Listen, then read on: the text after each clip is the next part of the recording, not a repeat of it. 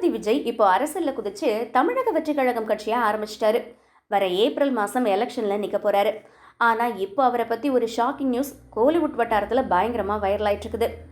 சென்னையோட மெயின் ஏரியாவான அண்ணா நகர்ல விஜய்க்கு ஒரு பெரிய சொத்து இருந்ததாம். அதை இப்போ திடீர்னு 35 கோடி ரூபாய்க்கு வித்துட்டாராம். தி வீக் பத்திரிகையில லட்சுமி சுப்பிரமணியன் இதை பத்தி விவரமா எழுதியிருக்காங்க. அது மட்டும் இல்லாம இன்னும் சில சொத்துக்களையும் விற்க விஜய்க்கு பிளான் இருக்கான். விஜய் ஏன் திடீர்னு சொத்தை விற்கணும்னு ரசிகர்கள் குழப்பத்தில் இருக்காங்க. எலெக்ஷன் செலவுக்கு காசு வேணுமான்னு கேட்டா அது காரணம் இல்லையா.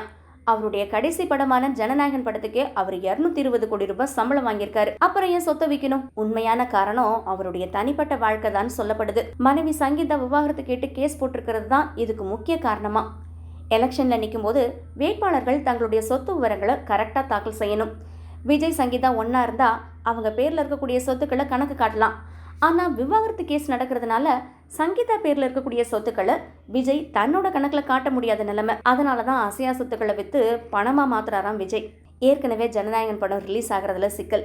இன்னொரு பக்கம் கரூர்ல 41 பேர் உயிரிழந்தது சிபிஐ விசாரணைன்னு விஜய்க்கு வரிசையா தலைவலி வந்துட்டு இருக்கு. இதுக்கு நடுவுல விவாகரத்து கேஸும் சேர்ந்து அண்ணாவுக்கு நேரமே சரியில்லையே, அவரும் எத்தனையை தான் தாங்குவார்னு விஜய் ரசிகர்கள் இப்போ செம்ம அப்செட்ல இருக்காங்க. விஜயோட இந்த அதிரடி மூவ் அரசியல்ல எந்த மாதிரியான தாக்கத்தை ஏற்படுத்தும்னு பொறுத்திருந்து தான் பார்க்கணும்.